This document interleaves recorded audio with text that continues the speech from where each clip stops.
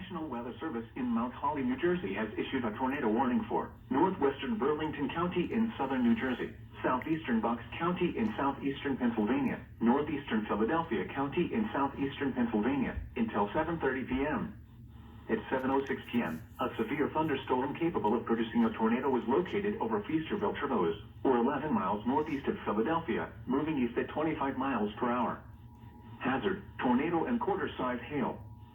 Source, radar indicated rotation. Impact, flying debris will be dangerous to those caught without shelter. Mobile homes will be damaged or destroyed. Damage to roofs, windows, and vehicles will occur. Tree damage is likely. Locations impacted include Philadelphia, Bensalem, Willingboro, Florence, Burlington, Bristol, Riverside, Bordentown, Beverly, Tullatown, Langhorne, Feasterville Trevose, Florence Roebling, Northeast Philadelphia, Feasterville, Jacksonville, Andalusia, Langhorne, Levittown, and Edgewater Park.